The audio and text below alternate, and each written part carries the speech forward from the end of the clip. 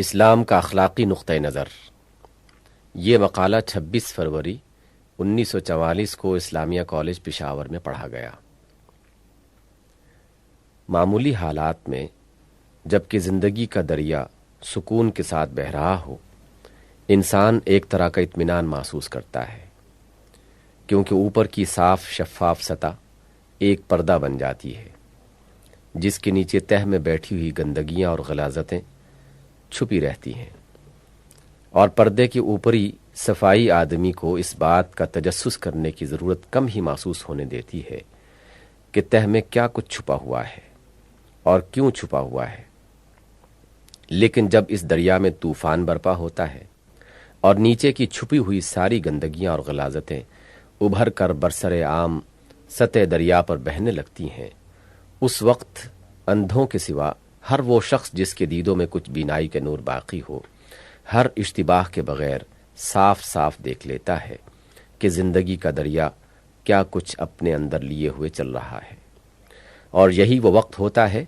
جب عام انسانوں میں اس ضرورت کا احساس پیدا ہو سکتا ہے کہ اس منبع کا سراغ لگائیں جہاں سے دریائے زندگی میں یہ گندگیاں آ رہی ہیں، اور اس تدبیر کی جستجو کریں جس سے اس دریا کو پاک کیا جائے اور رکھا جا سکے۔ فی الواقع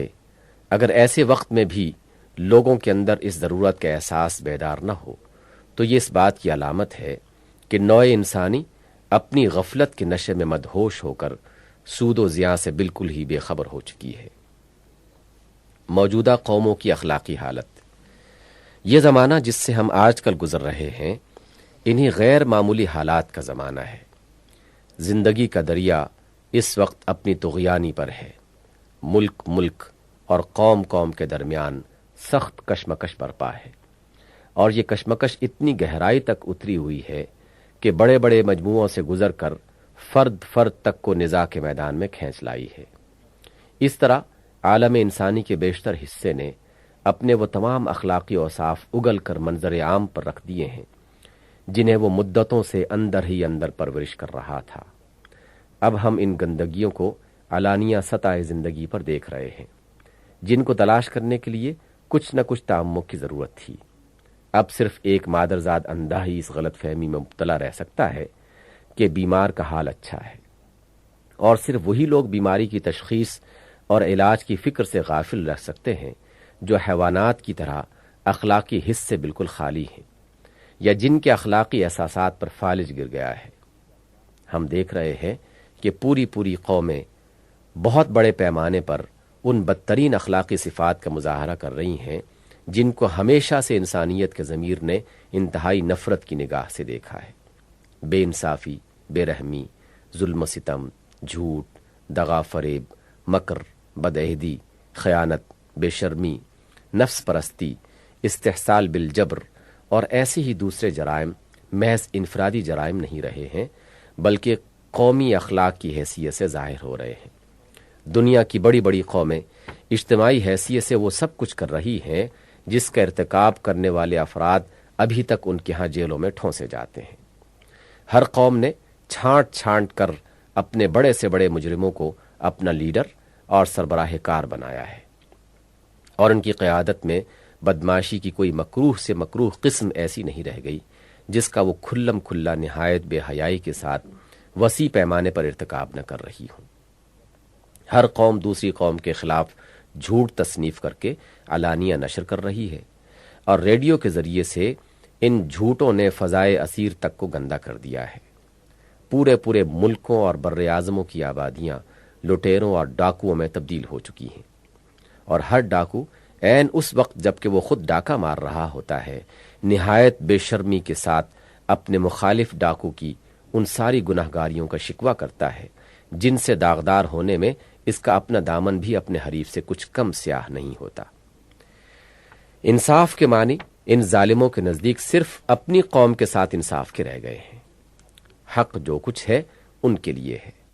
دوسروں کے حقوق پر دست درازی ان کے اخلاقی قانون میں جائز بلکہ کار ثواب ہے۔ قریب تمام قوموں کا حال یہ ہو چکا ہے کہ ان کے ہاں لینے کے پیمانے اور ہیں اور دینے کے اور۔ جتنے معیار وہ اپنے مفاد کے لیے قائم کرتی ہیں، دوسروں کا مفاد سامنے آتے ہی وہ سب معیار بدل جاتے ہیں، اور جن معیاروں کا وہ دوسروں سے مطالبہ کرتی ہیں ان کی پابند خود کو کرنا حرام سمجھتی ہیں۔ بد عہدی کا مرض اس حد کو پہنچ چکا ہے کہ اب ایک قوم کو دوسری قوم پر کوئی اعتماد باقی نہ رہا۔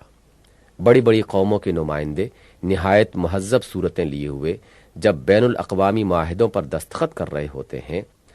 اس وقت ان کے دلوں میں یہ خبیث نیت چھپی ہوئی ہوتی ہے کہ پہلا موقع ملتے ہی اس مقدس بکرے کو قومی مفاد کی قربان گاہ پر بھینٹ چڑھائیں گے۔ اور جب ایک قوم کا صدر یا وزیر اعظم اس قربانی کے لیے چھری تیز کرتا ہے تو پوری قوم میں سے ایک آواز بھی اس بد اخلاقی کے خلاف نہیں اٹھتی، بلکہ ملک کی پوری آبادی اس جرم میں شریک ہو جاتی ہے۔ مکاری کا حال یہ ہے کہ بڑے بڑے پاکیزہ اخلاقی اصولوں کی گفتگو کی جاتی ہے صرف اس لیے کہ دنیا کو بے وقوف بنا کر اپنے مفاد کی خدمت اس سے لی جائے، اور سادہ لوح انسانوں کو یقین دلایا جائے کہ تم سے جان و مال کی قربانی کا مطالبہ جو ہم کر رہے ہیں یہ کچھ اپنے لیے نہیں بلکہ ہم بے غرض نیکوں کے نیک لوگ یہ ساری تکلیفیں محض انسانیت کی بھلائی کے لیے برداشت کر رہے ہیں۔ سنگ دلی و بے رحمی اس مرتبہ کمال تک پہنچی ہے کہ ایک ملک جب دوسرے ملک پر حملہ آور ہوتا ہے تو اس کی آبادی کو روندنے اور کچلنے میں محض اسٹیم رولر کی سی بے حسی اس سے ظاہر نہیں ہوتی، بلکہ وہ نہایت مزے لے لے کر دنیا کو اپنے ان کارناموں کی اطلاع دیتا ہے۔ گویا اسے معلوم ہے کہ اب دنیا انسانوں سے نہیں بلکہ بھیڑیوں سے آباد ہے۔ خود غرضانہ شقاوت اس انتہا کو پہنچ چکی ہے کہ ایک قوم دوسری قوم کو اپنے مفاد کے لیے مسخر کرنے کے بعد صرف یہی نہیں کہ بے دردی کے ساتھ اسے لوٹتی کھسوٹتی ہے، بلکہ نہایت منظم طریقے سے پے ہم کوشش کرتی رہتی ہے کہ انسانیت کے تمام شریفانہ خصائل سے اس کو خالی کر دے، اور وہ تمام کمینہ اوصاف اس کے اندر پرورش کرے جنہیں وہ خود نہایت گھناؤنا سمجھتی ہے۔ یہ چند نمایاں ترین اخلاقی خرابیاں ہیں، میں نے محض نمونے کے طور پر بیان کی ہیں، ورنہ تفصیل کے ساتھ اگر جائزہ لیا جائے تو معلوم ہوگا کہ پوری انسانیت کا جسم اخلاقی حیثیت سے سڑ گیا ہے۔ پہلے کعبہ خانے اور قمار بازی کے اڈے اخلاقی پستی کے سب سے بڑے پھوڑے سمجھے جاتے تھے، لیکن اب تو ہم جدھر دیکھتے ہیں انسانی تمدن پورا کا پورا ہی پھوڑا نظر آتا ہے۔ قوموں کی پارلیمنٹیں اور اسمبلیاں، حکومت کے سیکریٹریٹ اور وزارت خانے، عدالتوں کے ایوان اور وکالت خانے، پریس اور نشرگاہیں، یونیورسٹیاں اور تعلیمی ادارے، بینک اور صنعتی و تجارتی کاروبار کے مجامع، سب کے سب پھوڑے ہی پھوڑے ہیں جو کسی تیز نشتر کا مطالبہ کر رہے ہیں۔ سب سے زیادہ افسوس کی بات یہ ہے کہ علم جو انسانیت کا عزیز ترین جوہر ہے، آج اس کا ہر شعبہ انسانیت کی تباہی کے لیے استعمال ہو رہا ہے۔ طاقت اور زندگی کے تمام وسائل جو قدرت نے انسان کے لیے مہیا کیے تھے، فساد اور خرابی کے کاموں میں ضائع کیے جا رہے ہیں، اور وہ صفات بھی جو انسان کی بہترین اخلاقی صفات سمجھی جاتی تھیں، مثلا شجاعت، ایثار، قربانی، فیاضی، صبر و تحمل، اولو العزمی، بلند حوصلگی وغیرہ، آج ان کو بھی چند بڑی بنیادی بد اخلاقیوں کا خادم بنا کے رکھ دیا گیا ہے۔ ظاہر ہے کہ اجتماعی خرابیاں اس وقت ابھر کر نمایاں ہوتی ہیں جب انفرادی خرابیاں پایہ تکمیل کو پہنچ چکی ہوتی ہیں۔ آپ اس بات کا تصور نہیں کر سکتے کہ کسی سوسائٹی کے بیشتر افراد نیک کردار ہوں اور وہ سوسائٹی بحیثیت مجموعی بد کرداری کا مظاہرہ کرے۔ یہ کسی طرح ممکن ہی نہیں ہے کہ نیک کردار لوگ اپنی قیادت اور نمائندگی اور سربراہ کاری بد کردار لوگوں کے ہاتھ میں دے دیں اور اس بات پر راضی ہو جائیں کہ ان کے قومی اور ملکی اور بین الاقوامی معاملات کو غیر اخلاقی اصولوں پر چلایا جائے۔ اس لیے جب وسیع پیمانے پر دنیا کی قومیں ان گھناؤنے اور رذیل اخلاقی اوصاف کا اظہار اپنے اجتماعی اداروں کے ذریعے سے کر رہی ہیں تو یہ اس بات کی دلیل ہے کہ آج نوع انسانی اپنی تمام علمی تمدنی ترقیوں کے باوجود ایک شدید اخلاقی تنزل میں مبتلا ہے، اور اس کے بیشتر افراد اس دباؤ سے متاثر ہو چکے ہیں۔ یہ حالت اگر یوں ہی ترقی کرتی رہی تو وہ وقت دور نہیں جب انسانیت کسی بہت بڑی تباہی سے دوچار ہوگی اور ایک طویل عہد ظلمت اس پر چھا جائے گا۔ اب ہم اگر آنکھیں بند کر کے تباہی کے گڑھے کی طرف سرپٹ جانا نہیں چاہتے تو ہمیں کھوج لگانا چاہیے کہ اس خرابی کا سرچشمہ کہاں ہے جہاں سے یہ طوفان کی طرح امڈی چلی آ رہی ہے۔ چونکہ یہ اخلاقی خرابی ہے، لہٰذا لا محالہ ہمیں اس کا سراغ ان اخلاقی تصورات ہی میں ملے گا جو اس وقت دنیا میں پائے جاتے ہیں۔ موجودہ اخلاقی تصورات۔ دنیا کے اخلاقی تصورات کیا ہیں؟ اس سوال کی جب ہم تحقیق کرتے ہیں تو ہمیں معلوم ہوتا ہے کہ اصولاً یہ تمام تصورات دو بڑی قسموں پر منقسم ہیں۔ ایک قسم کے تصورات وہ جو خدا اور حیات بعد موت کے عقیدے پر مبنی ہے، دوسری قسم کے تصورات وہ جو ان عقیدوں سے الگ ہٹ کر کسی دوسری بنیاد پر قائم ہوئے ہیں۔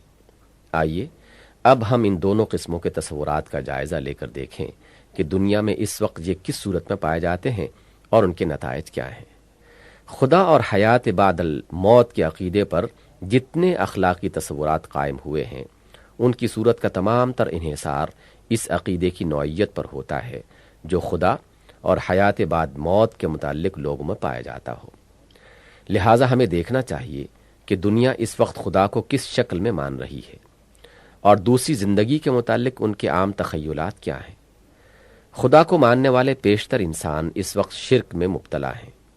انہوں نے اپنے ذوم میں خدائی کے اکثر اختیارات جن کا تعلق ان کی اپنی زندگی سے ہے دوسری ہستیوں میں تقسیم کر دیے ہیں، اور ان ہستیوں کا خیالی نقشہ اپنی خواہشات کے مطابق ایسا بنا لیا ہے کہ وہ اپنے ان خدایانہ اختیارات کو ٹھیک اسی طرح استعمال کرتی ہیں جس طرح یہ چاہتے ہیں کہ وہ استعمال کریں۔ یہ گناہ کرتے ہیں، وہ بخشوا لیتی ہیں۔ یہ فرائض سے غافل اور حقوق سے بے پرواہ ہو کر بے مہار جانور کی طرح حرام و حلال کی تمیز کے بغیر دنیا کی کھیتی کو چرتے پھرتے ہیں، اور وہ کچھ نظر و نیاز کے عوض ان کی نجات کی ضمانت لے لیتی ہیں۔ یہ چوری بھی کرنے جاتے ہیں تو ان کی عنایت سے تھانے دار سوتا رہ جاتا ہے۔ ان کے اور ان کے درمیان یہ سودا طے ہو گیا ہے کہ ان کی طرف سے عقیدہ اچھا رکھیں اور نظر پیش کرتے رہیں، اور اس کے جواب میں وہ ان کے سب کام جو کچھ بھی یہ کرنا چاہیں بناتی رہیں گی، اور مرنے کے بعد جب خدا انہیں پکڑنا چاہے گا تو وہ بیچ میں حائل ہو کر کہہ دیں گی کہ یہ ہمارے دامن کے سایہ میں ہیں، ان سے کچھ نہ کہا جائے۔ بلکہ بعض جگہ تو اس پکڑ دگڑ کی نوبت ہی نہیں آئے گی، کیونکہ ان کے گناہوں کا کفارہ پہلے ہی کوئی ادا کر چکا ہے۔ ان مشرکانہ عقائد نے زندگی بعد موت کے عقیدے کو بھی بے معنی کر دیا ہے، اور اس کا نتیجہ یہ ہے کہ وہ ساری اخلاقی بنیادیں کھوکھلی ہو چکی ہیں جو مذہب نے تعمیر کی تھیں۔ مذہبی اخلاقیات کتابوں میں لکھے ہوئے موجود ہیں اور زبانوں پر اس کا ذکر بھی احترام کے ساتھ آتا ہے، مگر عملاً ان کی پابندی سے بچنے کے لیے شرک نے فرار کی بے شمار راہیں فراہم کر دی ہیں، اور کچھ اس شان سے فراہم کی ہیں کہ جس راہ سے بھی یہ چاہیں بھاگیں، بہرحال انہیں اطمینان ہے کہ آخرکار پہنچیں گے نجات ہی کی منزل پر۔ شرک سے قطع نظر کر کے جہاں خدا پرستی اور عقیدہ آخرت کچھ بہتر صورت میں موجود ہے، وہاں بھی ہم دیکھتے ہیں کہ خدا کے مطالبات سکڑ کر انسانی زندگی کے ایک بہت چھوٹے سے دائرے میں محدود ہو گئے ہیں۔ چند اعمال، چند رسوم اور چند پابندیاں ہیں جن کا محدود انفرادی و معاشرتی زندگی میں خدا ان سے مطالبہ کرتا ہے، اور انہی کے معاوضے میں اس نے ایک بہت بڑی جنت ان کے لیے مہیا کر رکھی ہے۔ اگر یہ ان مطالبوں کو پورا کر دیں تو پھر کوئی چیز خدا کی طرف سے ان کو کرنے کی نہیں رہ جاتی۔ اس کے بعد یہ آزاد ہیں کہ اپنی زندگی کے معاملات جس طرح چاہیں چلائیں، اور اگر ان خدائی مطالبوں میں بھی کوتاہی رہ جائے تو اس کی رحمت اور نقطہ نوازی پر بھروسہ ہے کہ وہ گناہوں کے پشتارے ان سے جنت کے دروازے پر رکھوا لے گا اور اندر جانے کے لیے اعزازی ٹکٹ عنایت فرما دے گا۔ اس تنگ مذہبی تصور نے اول تو زندگی کے معاملات پر مذہبی اخلاقیات کے انطباق کو بہت محدود کر دیا ہے، جس کی وجہ سے زندگی کے تمام بڑے بڑے شعبے ہر اس اخلاقی رہنمائی اور بندش سے آزاد ہو گئے ہیں جو مذہب سے حاصل ہو سکتی تھی۔ دوسرے اس تنگ دائرے میں بھی اخلاق کی گرفت سے بچ نکلنے کے لیے ایک راستہ کھلا ہوا ہے جس سے فائدہ اٹھانے میں کم ہی لوگ سستی دکھاتے ہیں۔ ان سب سے بہتر حالت جن مذہبی طبقوں کی ہے جو شرک سے بھی پاک ہیں، سچائی کے ساتھ خدا کو بھی مانتے ہیں اور آخرت کے متعلق بھی کسی جھوٹے بھروسے پر تکیہ نہیں کر بیٹھے ہیں، ان کے اندر اخلاق کی پاکیزگی تو بے شک پائی جاتی ہے اور بہترین سیرت و کردار کے لوگ ان میں مل جاتے ہیں، لیکن ان کو بالعموم مذہب و روحانیت کے محدود تصور نے خراب کر رکھا ہے۔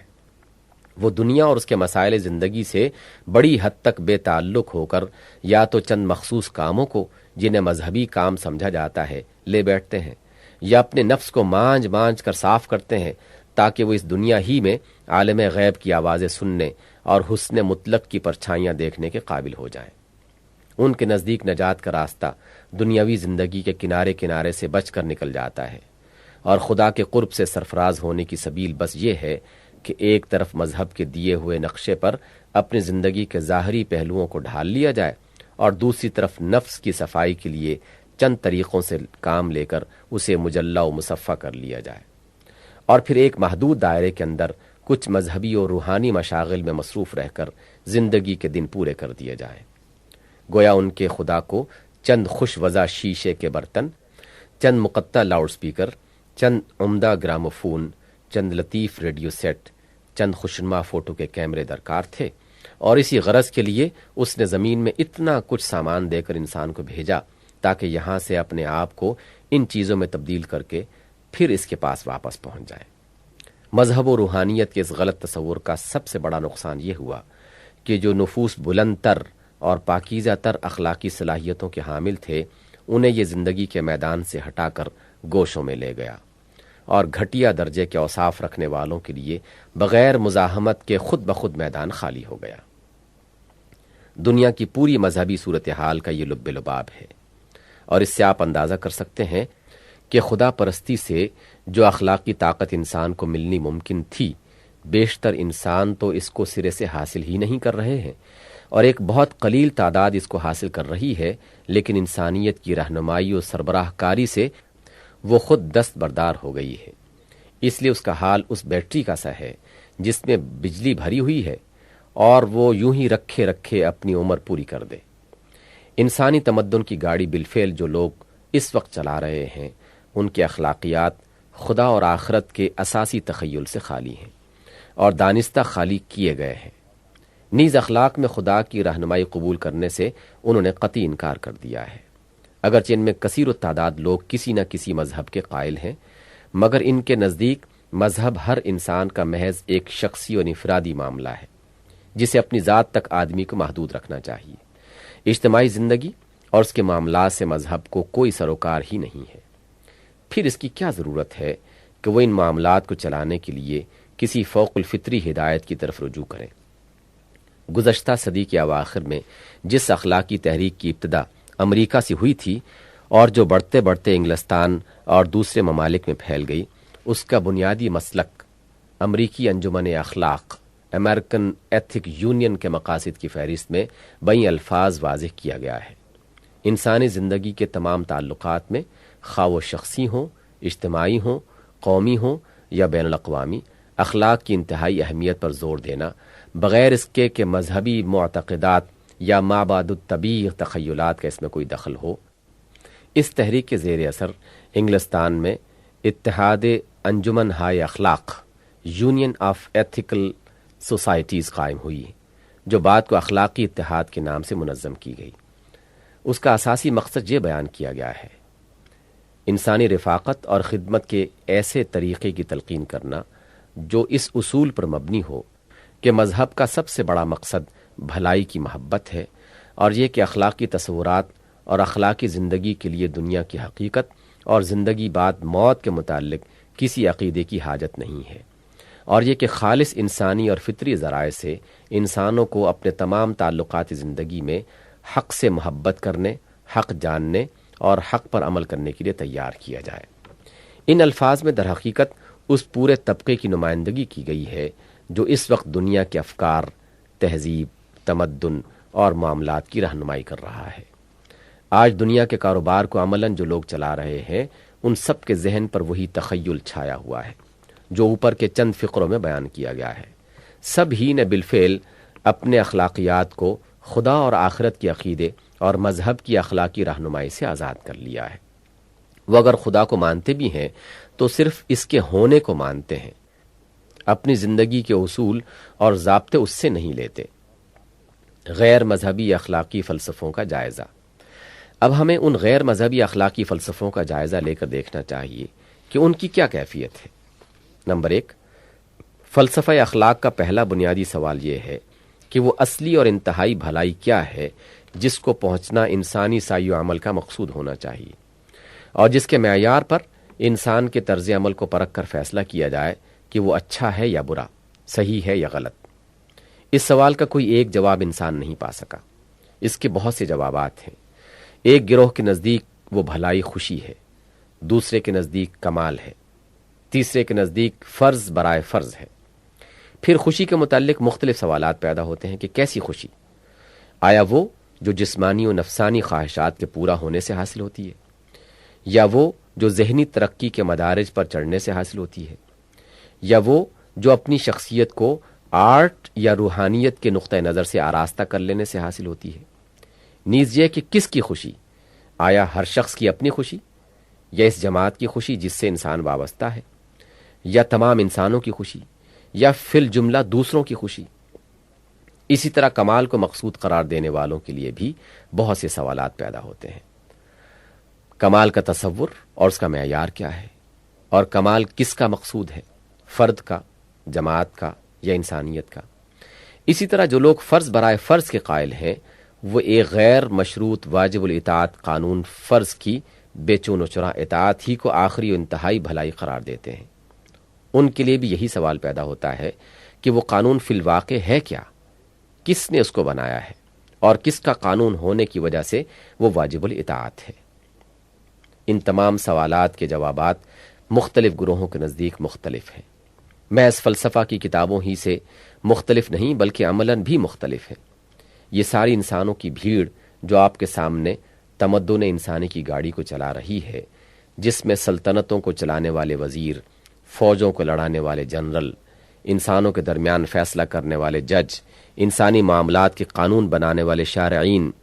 لیجسلیٹرز، انسانوں کو تیار کرنے والے معلم، انسان کے معاشی ذرائع کو کنٹرول کرنے والے کاروباری لوگ، اور تمدن کے کارخانے میں کام کرنے والے مختلف مدارج کے کارکن سبھی شامل ہیں۔ ان کے پاس بھلائی کا کوئی ایک معیار نہیں ہے، بلکہ ہر ایک شخص اور ہر ایک گروہ اپنا الگ معیار رکھتا ہے، اور ایک تمدنی نظام میں کام کرتے ہوئے بھی ہر ایک کا رخ ایک الگ مقصود کی طرف پھرا ہوا ہے۔ کسی کے نزدیک اپنی خوشی منتہا ہے، اور خوشی سے اس کی مراد نفسانی و جسمانی خواہشات کی تکمیل ہے۔ کوئی اپنی خوشی کے پیچھے پڑا ہوا ہے، اور اس کے ذہن میں خوشی سے کچھ اور مراد ہے۔ اس ذاتی خوشی کے حصول اور عدم حصول ہی کے لحاظ سے وہ فیصلہ کر رہا ہے کہ اجتماعی زندگی میں اس کے لیے کون سا طرز عمل نیک ہے یا بد، مگر اس کی ظاہری شریفانہ صورت سے ہم اس غلط فہمی میں مبتلا ہو جاتے ہیں کہ انسانی سوسائٹی کے لیے وہ ایک موزون وزیر یا جج یا معلم یا کسی دوسری حیثیت سے تمدن کی مشین کا ایک اچھا پرزہ ہے۔ اسی طرح کوئی خوشی سے مراد انسانوں کے اس مخصوص مجموعہ کی خوشی و خوشحالی سمجھتا ہے جس کے ساتھ اس کی دلچسپیاں وابستہ ہیں، اور یہی اس کے نزدیک وہ برتر چیز ہے جس کے حصول کی سعی کرنا اس کے نزدیک نیکی ہے۔ یہ نقطہ نظر اسے اپنے طبقے یا برادری یا قوم کے سوا ہر ایک کے لیے سانپ اور بچھو بنا دیتا ہے، لیکن ہم اس کی ظاہری مہذب صورت کی وجہ سے اس کو ایک شریف انسان فرض کر لیتے ہیں، اور وہ امانتیں اس کے حوالے کر دیتے ہیں جن میں اس کے اپنے طبقے یا برادری یا قوم کے سوا دوسروں کا حصہ بھی ہوتا ہے۔ ایسی ہی مختلف اقسام کی شخصیتیں کمال کو خیر اعلیٰ ماننے والوں اور فرض برائے فرض کے قائلین میں بھی پائی جاتی ہیں، جن میں سے اکثر کے نظریات اپنے عملی نتائج کے اعتبار سے انسانی تہذیب و تمدن کے لیے زہر کا حکم رکھتے ہیں، مگر وہ تریاق کا لیبل لگائے ہوئے ہیں، ہماری اجتماعی زندگی میں جذب ہوتے چلے جا رہے ہیں۔ نمبر 2، اب آگے چلیے۔ فلسفہ اخلاق کے بنیادی سوالات میں سے دوسرا اہم سوال یہ ہے کہ ہمارے پاس خیر و شر کے جاننے کا ذریعہ کیا ہے؟ کس ماخذ کی طرف ہم یہ معلوم کرنے کے لیے رجوع کریں کہ اچھا کیا ہے اور برا کیا، صحیح کیا ہے اور غلط کیا؟ اس سوال کا بھی کوئی ایک جواب انسان کو نہیں ملتا، اس کے بھی بہت سے جوابات ہیں۔ کسی کے نزدیک وہ ذریعہ اور ماخذ انسان کا تجربہ ہے، کسی کے نزدیک قوانین حیات اور حالات وجود کا علم ہے، کسی کے نزدیک وجدان ہے، کسی کے نزدیک عقل ہے۔ یہاں پہنچ کر وہ بدنظمی اپنی انتہا کو پہنچ جاتی ہے کہ جس کا آپ نے پہلے سوال کے معاملے میں مشاہدہ کیا۔ ان چیزوں کو ماخذ قرار دینے کے بعد اخلاق کے لیے مستقل اصول ہی یہ قرار پاتا ہے کہ اس کا کوئی متعین معیار نہ ہو، بلکہ وہ ایک سیال مادی کی طرح بہتا اور مختلف صورتوں اور پیمانوں میں ڈھلتا چلا جائے۔ انسانیت کے تجربے سے صحیح علم حاصل کرنے کے لیے ناگزیر ہے کہ اس کے متعلق مکمل اور مفصل معلومات یکجا جمع ہوں اور کوئی ہمہ بین اور کامل متوازن ذہن ان سے نتائج حاصل کرے۔ لیکن یہ دونوں چیزیں حاصل نہیں ہیں۔ اول تو انسانیت کا تجربہ بھی ختم نہیں ہوا بلکہ جاری ہے، پھر اب تک کا جو تجربہ ہے اس کے بھی مختلف اجزاء مختلف لوگوں کے سامنے ہیں، اور وہ مختلف طور پر اپنی ذہنیت کے مطابق ان سے نتائج نکال رہے ہیں۔ تو کیا ان ناقص معلومات سے مختلف نامکمل ذہن اپنے رجحانات کے مطابق جو نتائج بھی اخذ کر لیں وہ سب صحیح ہو سکتے ہیں؟ اگر نہیں تو کیسے سخت بیمار ہیں وہ ذہن جو اپنے خیر و شر کو جاننے کے لیے اس ذریعہ علم کو کافی سمجھتے ہیں۔ یہی معاملہ قوانین حیات اور حالات وجود کا ہے۔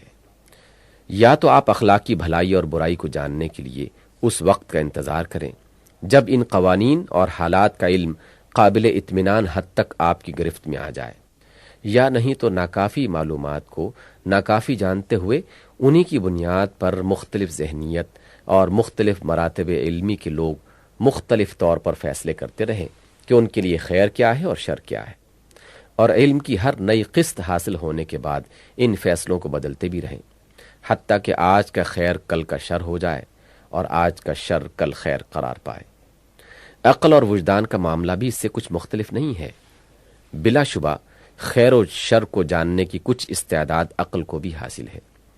اور اس عقل سے ہر انسان نے کچھ نہ کچھ حصہ پایا ہے، اور خیر و شر کا کچھ علم وجدانی بھی ہے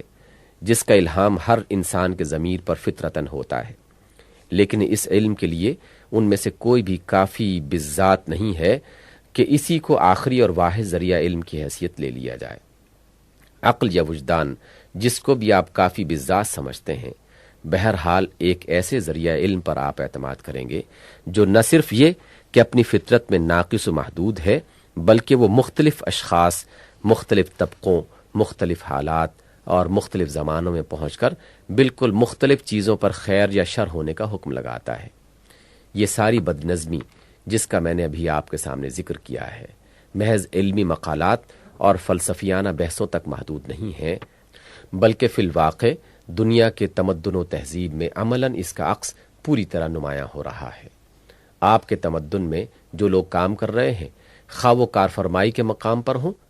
یا کارکنی کے مقام پر، یا کارفرماؤں اور کارکنوں کے بنانے میں لگے ہوئے ہیں، یہ سب خیر و شر اور صحیح و غلط جاننے کے لیے اپنے اپنے طور پر انہی مختلف ماخذوں کی طرف رجوع کر رہے ہیں، اور ہر شخص اور ہر گروہ کا خیر و شر دوسرے کے خیر و شر سے الگ ہے، حتیٰ کہ ایک کا خیر دوسرے کا انتہائی شر ہے اور ایک کا شر دوسرے کا انتہائی خیر۔ اس بد نظمی نے اخلاق کے لیے کوئی پائیدار بنیاد باقی ہی نہیں رہنے دی۔ جن چیزوں کو دنیا میں ہمیشہ سے جرم اور گناہ سمجھا جاتا رہا ہے، آج کسی نہ کسی گروہ کی نگاہ میں وہ عین خیر ہیں، یا مطلقاً خیر نہیں تو اضافی خیر بن گئی ہیں۔ اسی طرح جن بھلائیوں کو ہمیشہ سے انسان خوبی سمجھتا رہا ہے، ان میں سے اکثر آج حماقت اور مضحکہ خیز قرار پا چکی ہیں، اور مختلف گروہ ان کو شرم کے ساتھ نہیں بلکہ فخر کے ساتھ اعلانیہ پامال کر رہے ہیں۔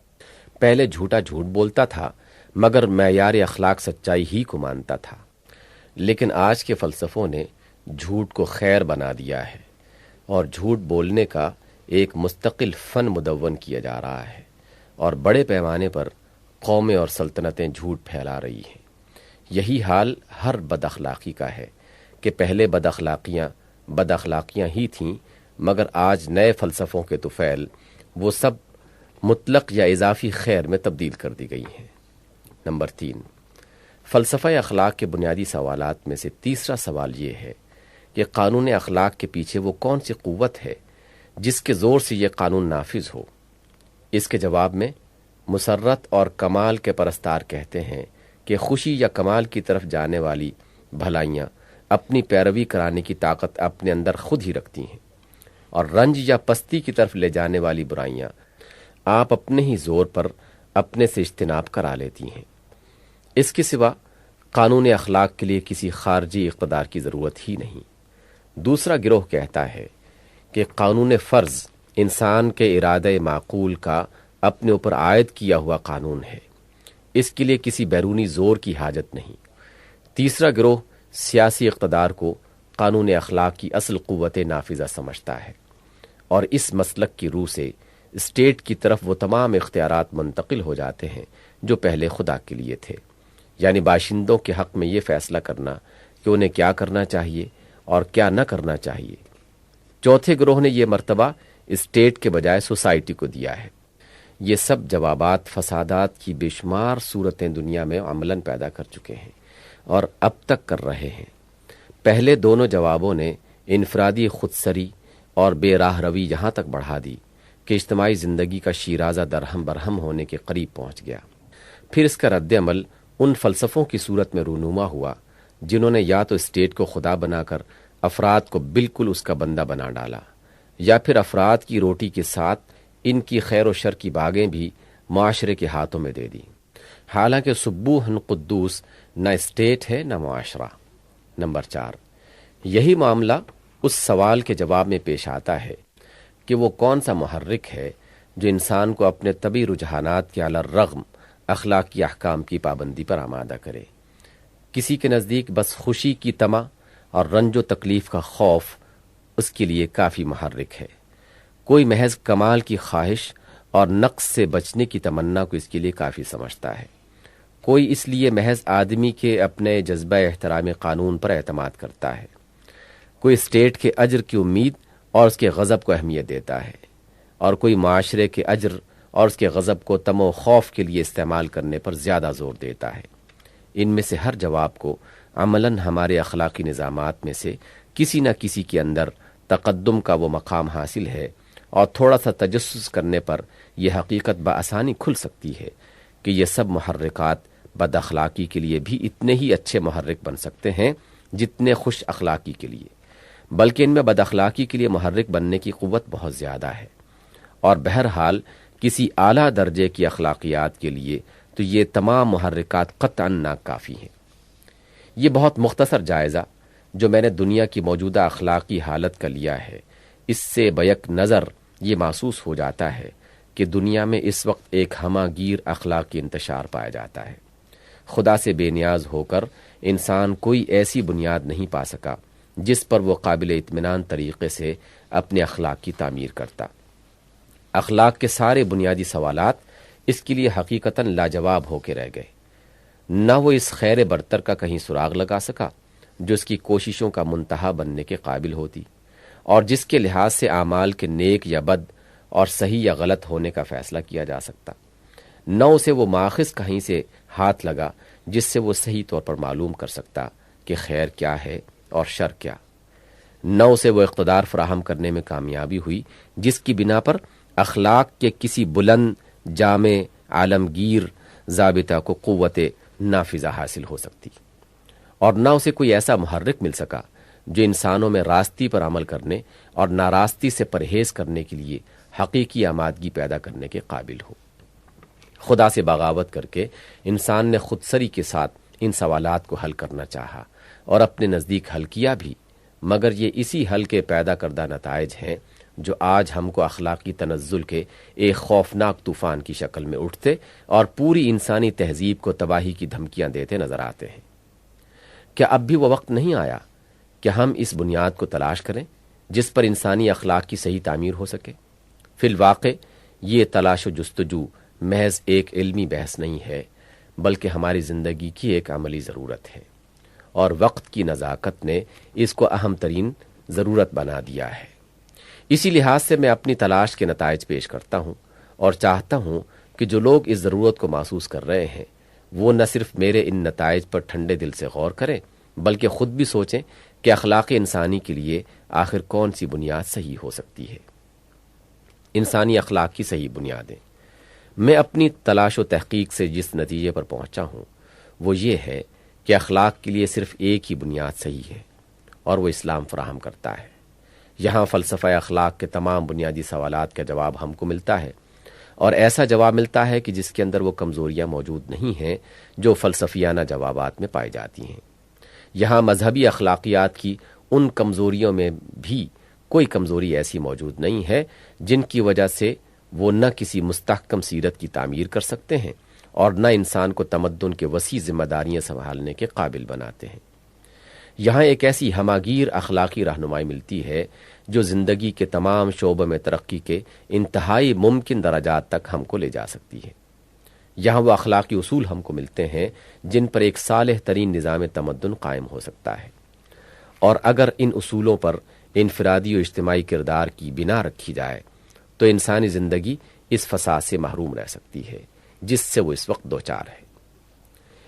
اس نتیجے پر میں کن دلائل سے پہنچا ہوں، اس کی مختصر تشریح میں آپ کے سامنے بیان کروں گا۔ فلسفہ جس مقام سے اپنی اخلاقی بحث شروع کرتا ہے، در حقیقت وہ اخلاق کے مسئلے کا سرا ہی نہیں بلکہ بیچ کے چند نقطے ہیں جنہیں سرے کو چھوڑ کر اس نے نقطۂ آغاز بنا لیا ہے، اور یہی اس کی پہلی غلطی ہے۔ یہ سوال کہ انسان کے لیے کردار کی صحت و غلطی کا معیار کیا ہے اور وہ کون سی بھلائی ہے جس کو پہنچنے کی سعی انسان کے لیے مقصود بالذات ہونی چاہیے، دراصل یہ بات کا سوال ہے۔ اس سے پہلے جو سوال حل ہونا چاہیے وہ یہ ہے کہ اس دنیا میں انسان کی حیثیت کیا ہے۔ یہ سوال اس لیے تمام سوالات پر مقدم ہے کہ حیثیت کے تعین کے بغیر اخلاق کا سوال محض بے معنی ہی نہیں ہو جاتا، بلکہ اس میں بیشتر امکان اس امر کا ہوتا ہے کہ اس طرح جو اخلاقیات متعین کیے جائیں گے وہ بنیادی طور پر غلط ہوں گے۔ مثلا کسی جائیداد کے متعلق آپ کو یہ طے کرنا ہے کہ اس میں کس طرح مجھے کام کرنا چاہیے اور کس قسم کے تصرفات میرے لیے حق ہیں اور کس قسم کے تصرفات باطل۔ کیا آپ اس سوال کو صحیح طور پر حل کر سکتے ہیں تا وقتے کہ پہلے اس بات کا تعین نہ کر لیں کہ اس جائیداد میں آپ کی حیثیت کیا ہے اور اس سے آپ کے تعلق کی نوعیت کیا ہے؟ اگر یہ جائیداد کسی دوسرے کی ملکیت ہے اور آپ اس میں امین کی حیثیت رکھتے ہیں تو آپ کے لیے اس میں اخلاقی طرز عمل کی نوعیت کچھ اور ہوگی، اور اگر آپ خود اس کے مالک ہیں اور اس پر آپ کے مالکانہ اختیارات غیر محدود ہیں اور آپ کی اخلاقی طرز عمل کی نوعیت بالکل مختلف ہو جائے گی۔ اور یہ بات صرف اتنی ہی نہیں ہے کہ حیثیت کا سوال اخلاقی طرز عمل کی نوعیت کے معاملے میں فیصلہ کن ہے، بلکہ در حقیقت اسی پر اس امر کے فیصلے کا بھی انحصار ہے کہ اس جائیداد میں آپ کے لیے طرز عمل متعین کرنے کا حقدار کون ہے، آپ خود یا جس کے آپ امین ہیں۔ اسلام سب سے پہلے اس سوال کی طرف توجہ کرتا ہے اور ہمیں بالکل واضح طور پر شائبہ اشتباہ کے بغیر یہ بتاتا ہے کہ اس دنیا میں انسان کی حیثیت خدا کے بندے اور نائب کی ہے۔ یہاں انسان کو جتنی چیزوں سے سابقہ پیش آتا ہے وہ سب خدا کی ملک ہیں، حتیٰ کہ انسان کا اپنا جسم اور وہ تمام قوتیں بھی جو اس جسم میں بھری ہوئی ہیں انسان کی اپنی ملک نہیں ہیں بلکہ خدا کی ملک ہیں۔ خدا نے اس کو ان تمام چیزوں پر تصرف کرنے کے اختیارات دے کر یہاں اپنے نائب کی حیثیت سے معمور کیا ہے، اور اس معموریت میں اس کا امتحان ہے۔ امتحان کا آخری نتیجہ اس دنیا میں نہیں نکلے گا بلکہ جب افراد کا، قوموں کا اور پوری نوع انسانی کا کام ختم ہو جائے گا اور انسانوں کے مساعی کے اثرات و نتائج پایہ تکمیل کو پہنچ جائیں گے، تب خدا بیک وقت ان سب کا حساب لے گا اور اس امر کا فیصلہ کرے گا کہ کس نے اس کی بندگی اور نیابت کا حق ٹھیک ٹھیک ادا کیا ہے اور کس نے نہیں کیا۔ یہ امتحان کسی ایک امر میں نہیں بلکہ تمام امور میں ہے، کسی ایک شعبہ زندگی میں نہیں بلکہ بحیثیت مجموعی پوری زندگی میں ہے۔ نفس و جسم کی جتنی قوتیں انسان کو دی گئی ہیں سب کا امتحان ہے، اور خارج میں جن جن چیزوں پر جس جس طرح کے اختیارات اسے ادا کیے گئے ہیں ان سب میں بھی امتحان ہے کہ وہ کس طرح ان پر اپنا اختیار استعمال کرتا ہے۔ حیثیت کے اس تعین کا منطقی نتیجہ یہ ہے کہ دنیا میں اپنے لیے اخلاقی طرز عمل کے تعین کا حق ہی سرے سے انسان کو حاصل نہیں رہتا بلکہ اس کا فیصلہ کرنا خدا کا حق ہو جاتا ہے۔ اس کے بعد فلسفہ اخلاق کے وہ تمام سوالات جن کو فلسفیوں نے چھیڑا ہے نہ صرف یہ کہ حل ہو جاتے ہیں بلکہ اس امر کی بھی گنجائش باقی نہیں رہتی کہ ایک ایک سوال کے 36 جوابات ہوں اور ایک ایک جواب پر انسانوں کا ایک ایک گروہ اخلاق کے ایک جداگانہ رخ پر چل پڑے اور ایک ہی تمدنی اجتماعی زندگی میں رہتے ہوئے یہ مختلف سمتوں پر چلنے والے لوگ اپنی بے راہ رویوں سے بد نظمی، انتشار اور فساد پیدا کر دیں۔ اگر انسان کی اس حیثیت کو تسلیم کر لیا جائے جو اسلام نے قرار دی ہے، تو یہ بات خود متعین ہو جاتی ہے کہ خدا کے امتحان میں کامیاب ہونا اور اس کی رضا کو پہنچنا ہی وہ بلند ترین بھلائی ہے جو مقصود بالذات ہونی چاہیے، اور کسی طرز عمل کے صحیح یا غلط ہونے کا مدار اسی امر پر ہے کہ وہ اس بھلائی کے حصول میں کہاں تک مددگار یا مانع ہوتا ہے۔ اسی طرح یہ بات بھی یہیں سے متعین ہو جاتی ہے کہ انسان کے لیے نیک اور بد، صحیح اور غلط کے علم کا اصل ماخذ خدا کی ہدایت ہے، اور اس کے سوا دوسرے ذرائع علم اس اصل ماخذ کے مددگار تو بن سکتے ہیں مگر خود اصل ماخذ نہیں بن سکتے۔ نیز یہ امر بھی طے ہو جاتا ہے کہ قانون اخلاق کے واجب الاطاعت ہونے کی اصل بنیاد صرف یہ ہے کہ وہ خدا کا ٹھہرایا ہوا قانون ہے، اور یہ بات بھی صاف ہو جاتی ہے کہ اچھے اخلاق کی پابندی اور برے اخلاق سے اجتناب کے لیے اصل محرک خدا کی محبت اور اس کی رضا کی طلب اور اس کی ناراضگی کا خوف ہونا چاہیے۔ پھر نہ صرف یہ کہ اس سے فلسفہ اخلاق کے سارے اصولی سوالات حل ہو جاتے ہیں،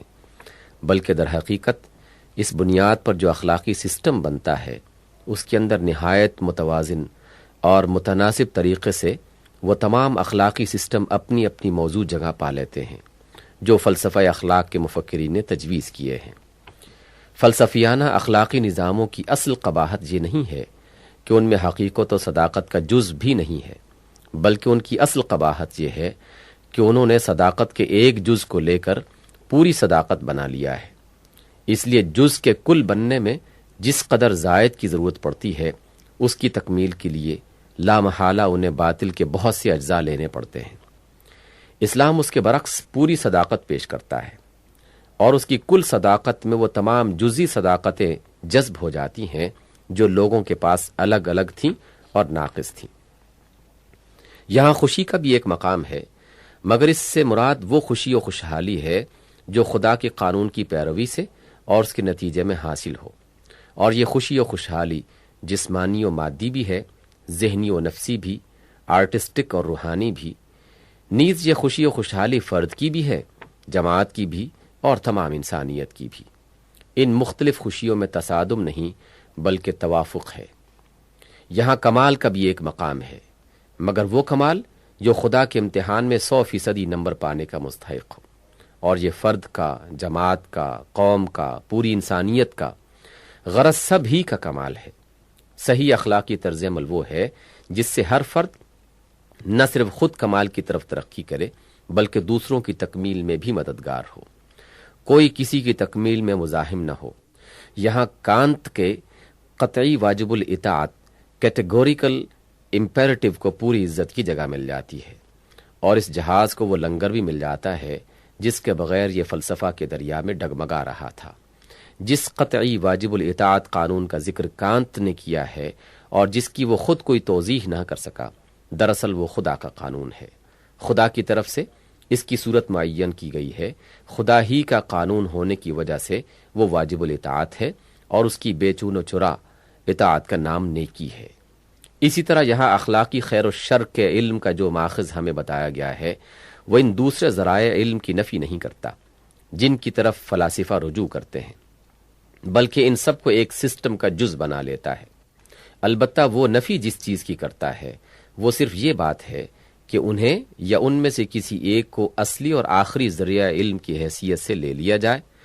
خدا کی ہدایت کے ذریعے سے خیر و شر کا جو علم ہمیں بخشا گیا ہے وہ اصل علم ہے۔ رہا تجربے علم، قوانین حیات اور حالات وجود سے استنباط کیا ہوا علم، عقلی علم اور وجدانی علم، تو یہ سب اس اصل علم کے شواہد ہیں۔ جن چیزوں کو خدا کی ہدایت خیر کہتی ہے، انسانیت کا تجربہ ان کے خیر ہونے پر شہادت دیتا ہے، قوانین حیات اس کی تصدیق کرتے ہیں، عقل اور وجدان دونوں اس بات پر گواہ ہیں۔ لیکن معیار صداقت خدائی ہدایت ہی ہے، نہ کہ یہ ذرائع علم۔ انسانیت کے تاریخی تجربات سے یا قوانین حیات سے اگر کوئی ایسا استنباط کیا جائے یا عقل اور وجدان سے کوئی ایسی رائے قائم کی جائے جو خدا کی ہدایت کے خلاف ہو، تو اصل اعتبار خدا کی ہدایت کا کیا جائے گا، نہ کہ اس استنباط یا اس رائے کا۔ ہمارے پاس علم کے ایک مستند معیار ہونے کا فائدہ ہی یہ ہے کہ ہمارے علوم میں ڈسپلن پیدا ہو اور ہم اس انارکی اور بدنظمی سے بچ جائیں جو کسی معیار کے نہ ہونے اور اعجاب کل ذی رأی برأیہ سے پیدا ہوتی ہے۔ اسی طرح یہاں قانون اخلاق کی پشتیبان قوت، سینکشن اور محرکات کا مسئلہ بھی اسی طور حل ہو جاتا ہے کہ اس سے ان دوسری چیزوں کی نفی نہیں ہوتی جو فلسفیوں نے تجویز کی ہیں، بلکہ صرف ان کی تصحیح ہو جاتی ہے، اور جن غلط حدود پر وہ پھیلا دی گئی ہیں یا خود پھیل جاتی ہیں وہاں سے ان کو ہٹا کر ایک جامع سسٹم میں ٹھیک مقام پر رکھ دیا جاتا ہے۔ خدا کا قانون اس لیے کہ وہ خدا کا قانون ہے، اپنے قیام کی طاقت آپ اپنے اندر رکھتا ہے، اور یہ طاقت اس مومن کے نفس میں بھی موجود ہے جو خدا کی رضا چاہنے میں خوشی محسوس کرتا ہے اور خود اس کمال کا طالب ہے جو خدا کی طرف بڑھنے سے حاصل ہو۔ نیز یہ طاقت مومنین کی سوسائٹی اور اس صالح ریاست میں بھی موجود ہے جو خدا کے قانون پر مبنی ہو۔ قانون کی پابندی پر مومن کو آمادہ کرنے والی چیز اس کی خالص فرض شناسی بھی ہے،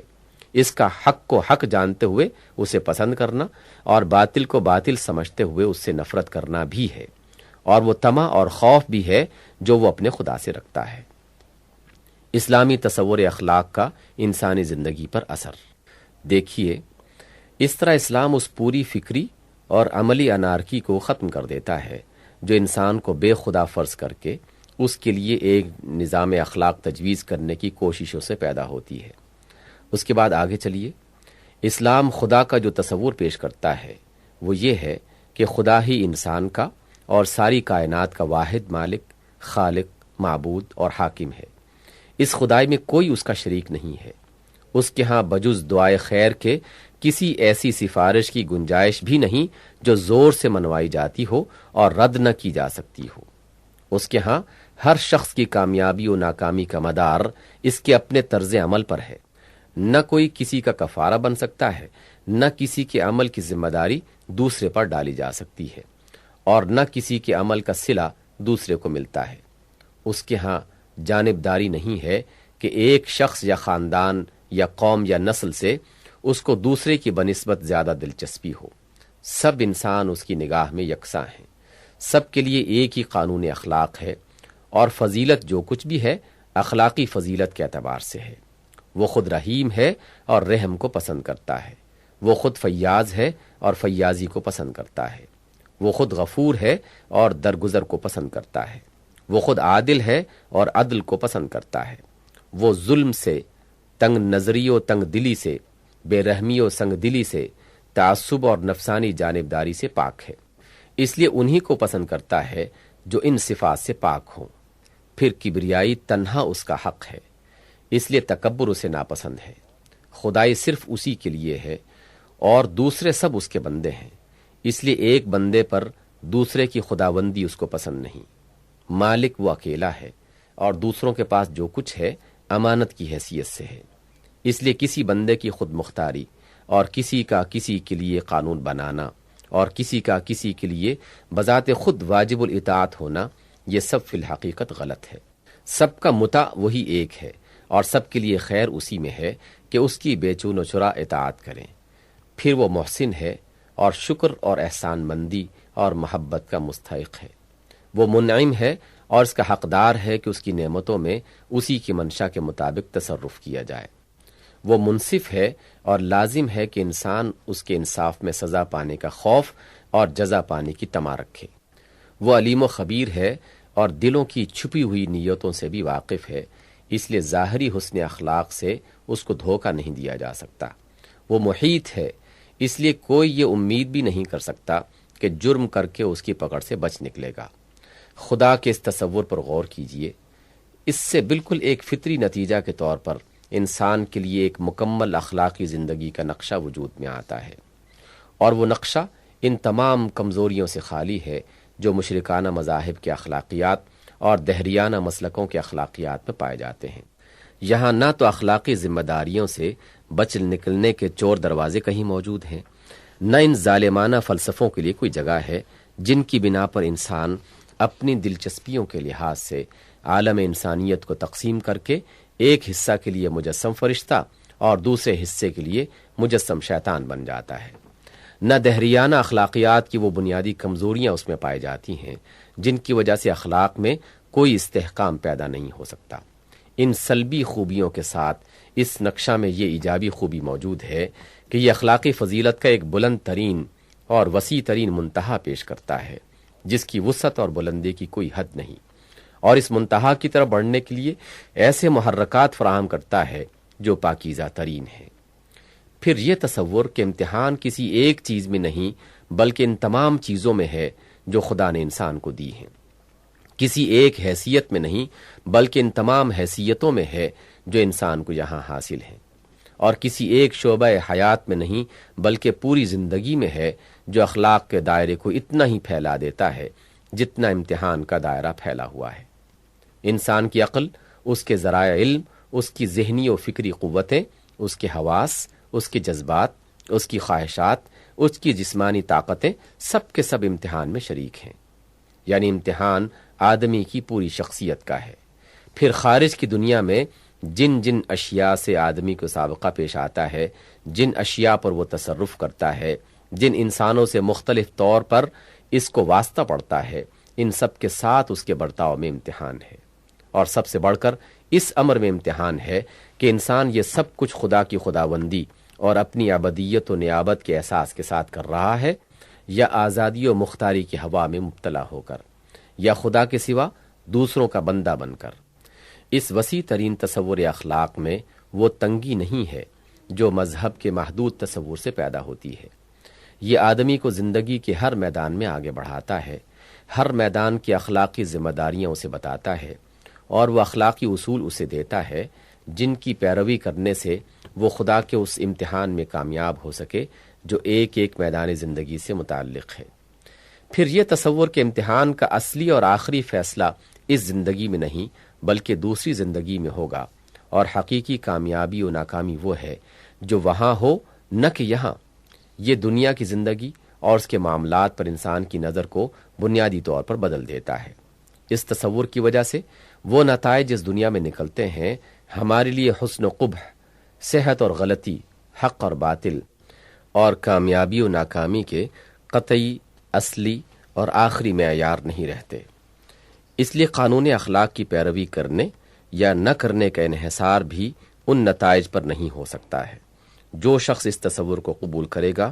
وہ قانون اخلاق کی پیروی پر بہرحال ثابت قدم رہے گا، خواہ اس دنیا میں اس کا نتیجہ بظاہر اچھا ہو یا برا، کامیابی کی صورت میں نکلتا نظر آئے یا ناکامی کی صورت میں۔ اس کے یہ معنی نہیں ہے کہ اس کی نگاہ میں دنیاوی نتائج بالکل ہی ناقابل لحاظ ہوں گے، بلکہ اس کے معنی صرف یہ ہے کہ وہ اصلی اور آخری لحاظ ان کا نہیں بلکہ آخرت کے پائیدار نتائج کا کرے گا، اور اپنے لیے صحیح صرف اس طرز عمل کو سمجھے گا جو ان نتائج پر نگاہ رکھتے ہوئے اختیار کیا جائے۔ وہ کسی چیز کو چھوڑنے اور کسی کو اختیار کرنے کا فیصلہ اس بنیاد پر نہیں کرے گا کہ زندگی کے اس ابتدائی مرحلے میں وہ لذت اور خوشی اور نفع کی موجب ہے یا نہیں، بلکہ اس بنیاد پر کرے گا کہ زندگی کے آخری مرحلہ میں اپنے قطعی اور حتمی نتائج کے اعتبار سے وہ کیسی ہے۔ اسی طرح اس کا نظام اخلاق ترقی پذیر تو ضرور رہے گا، مگر اس کے اصول اخلاق تغیر پذیر نہیں ہوں گے، اور نہ اس کی سیرت ہی تلون پذیر ہوگی، یعنی تمدن و تہذیب کے نشو و نما کے ساتھ ساتھ اس کے اخلاقی تصورات میں وسعت تو یقیناً ہوگی، مگر یہ ممکن نہ ہوگا کہ واقعات کی ہر کروٹ اور حالات کی ہر گردش کے ساتھ اخلاق کے اصول بھی بدلتے چلے جائیں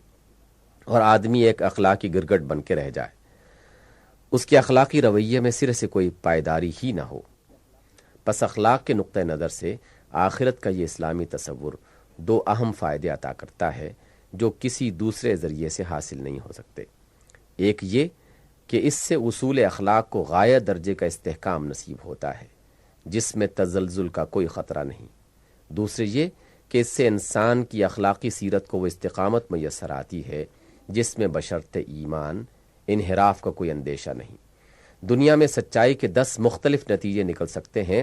اور ان پر نگاہ رکھنے والا ایک ابن الوقت انسان مواقع اور امکانات کے لحاظ سے 10 مختلف طرز عمل اختیار کر سکتا ہے، لیکن آخرت میں سچائی کا نتیجہ لازماً ایک ہی ہے، اور اس پر نظر رکھنے والا ایک مومن انسان دنیاوی فائدے اور نقصان کا لحاظ کیے بغیر لازماً ایک ہی طرز عمل اختیار کرے گا۔ دنیاوی نتائج کا اعتبار کیجیے تو خیر و شر کسی متعین چیز کا نام نہیں رہتا، بلکہ ایک ہی چیز اپنے مختلف نتیجوں کے اعتبار سے کبھی خیر اور کبھی شر بنتی رہتی ہے، اور اس کے اتباع میں دنیا پرست آدمی کا کردار بھی اپنی پوزیشن تبدیل کرتا رہتا ہے۔ لیکن آخرت کے نتائج پر نظر رکھیے تو خیر اور شر دونوں قطعی طور پر متعین ہو جاتے ہیں، اور مومن بالآخرہ آدمی کے لیے یہ ناممکن ہو جاتا ہے کہ کبھی خیر کو بد انجام یا شر کو نیک انجام سمجھ کر اپنے کردار کو بدل دے۔ پھر یہ تصور کہ انسان اس دنیا میں خدا کا خلیفہ ہے اور تصرف کے جو اختیارات یہاں اسے حاصل ہیں وہ سب دراصل نائب خدا کی حیثیت سے ہیں، انسانی زندگی کے لیے راستے اور مقصد دونوں کا تعین کر دیتا ہے۔ اس تصور سے لازم آتا ہے کہ انسان کے لیے خود مختاری اور بندگی غیر اور خداوندانہ بڑائی کے تمام رویے غلط ہوں، اور صرف یہی ایک رویہ صحیح ہو کہ اپنے تمام تصرفات میں وہ خدا کی مرضی کا تابع اور اس کے نازل کردہ اخلاقی قانون کا پابند بن کر رہے۔ نیز اس سے یہ بھی لازم آتا ہے کہ انسان ایک طرف تو اپنے اخلاقی رویے میں ہر ایسے طرز عمل سے بشدت اجتناب کرے جس میں خود مختاری و بغاوت کا یا خدا کے سوا کسی اور کی بندگی یا خداوندانہ کبریائی کا ذرا برابر شائبہ پایا جاتا ہو، کیونکہ یہ تینوں چیزیں اس کی نائبانہ حیثیت کے منافی ہیں، مگر دوسری طرف خدا کی املاک میں اس کا تصرف اور خدا کی پیدا کردہ قوتوں میں اس کا برتاؤ اور خدا کی رعیت میں اس کی فرما روائی اس اخلاق اور اس برتاؤ کے عین مطابق ہو جو اس سلطنت کا اصل مالک اپنے ملک اور اپنی رعیت میں اختیار کر رہا ہے، کیونکہ نائبانہ حیثیت کا فطری اقتضا یہی ہے کہ نائب سلطان کی پالیسی خود سلطان کی پالیسی ہے، اور نائب سلطان کے اخلاق خود سلطان کے اخلاق سے منافی نہ ہو۔ نیز اس تصور سے یہ بھی لازم آتا ہے کہ جو قوت اللہ نے انسان کو عطا کی ہیں اور جو ذرائع اور وسائل اسے دنیا میں بخشے ہیں، ان سب کو استعمال کرنے اور منشائے الہی کے مطابق استعمال کرنے پر انسان مامور ہو، یعنی دوسرے الفاظ میں وہ نائب سلطان بھی سخت مجرم ہو جس نے سلطان کی منشا کے خلاف اس کی ملک اور اس کی رعیت میں تصرف کیا،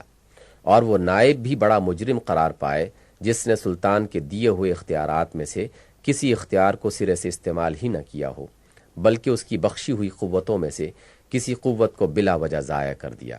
اور اس کے بنائے ہوئے ذرائع وسائل سے کام لینے میں جان بوجھ کر کوتاہی کی، اور اس ڈیوٹی سے منہ موڑ کر کھڑا ہو گیا جس پر سلطان نے اسے مامور کیا تھا۔ نیز اس تصور سے بھی یہ لازم آتا ہے کہ پوری نوع انسانی کی اجتماعی زندگی ایسے ڈھنگ پر قائم ہو کہ سارے انسان یعنی خدا کے سب خلیفہ ان ذمہ داریوں کے ادا کرنے میں جو خدا نے ان پر عائد کی ہیں ایک دوسرے کے معاون و مددگار ہوں، اور نظام تمدن و عمران میں ایسی کوئی چیز کار فرما نہ رہے جس کی وجہ سے ایک انسان دوسرے انسان کی یا انسانوں کا ایک گروہ دوسرے گروہ کی خلافت کو عملاً سلب کر لے یا اس کے اجرا میں مانع اور مزاحم ہو،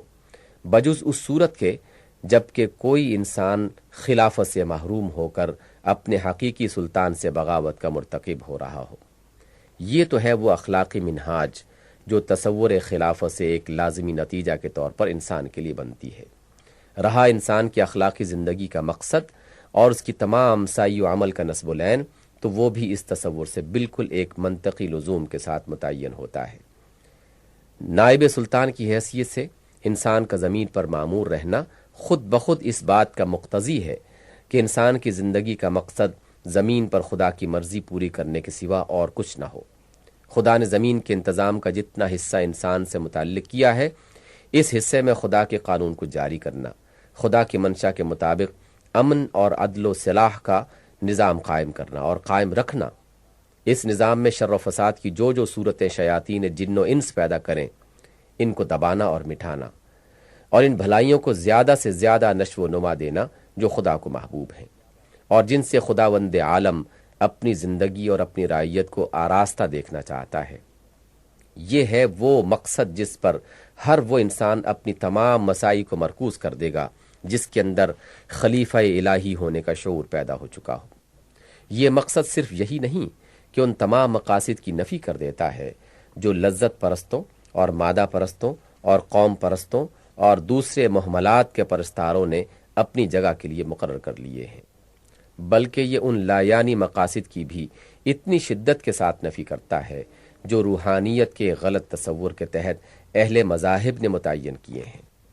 ان دونوں غلط انتہاؤں کے درمیان خلافت الہیہ کا تصور انسان کے سامنے ایک ایسا بلند ترین اور پاکیزہ ترین مقصد حیات رکھ دیتا ہے جو اس کی قوتوں اور قابلیتوں کو زندگی کے ہر میدان میں برسر کار لاتا ہے اور انہیں ایک صالح ترین نظام تمدن و تہذیب کے قیام اور ارتقاء کی خدمت میں استعمال کرتا ہے۔ یہ ہیں وہ بنیادیں جو اخلاق انسانی کی تعمیر کے لیے اسلام نے ہم کو دی ہیں۔ اسلام کسی ایک قوم کی جائیداد نہیں بلکہ تمام انسانیت کی مشترک میراث ہے، اور سارے انسانوں کی فلاح اس کے پیش نظر ہے۔ اس لیے ہر اس شخص کو جو اپنی اور انسانیت کی فلاح کا خواہش مند ہو یہ سوچنا چاہیے کہ آیا انسانی اخلاق کی تعمیر کے لیے یہ بنیادیں بہتر ہیں جو اسلام ہمیں دے رہا ہے، یا وہ جو روحانی مذاہب یا فلسفیانہ مسالک ہم کو دیتے ہیں۔ اگر کسی کا دل گواہی دے کہ اخلاق کے لیے یہی بنیادیں صحیح ہیں تو پھر کوئی جاہلانہ تعصب اسے ان بنیادوں کے قبول کرنے میں مانع نہ ہونا چاہیے۔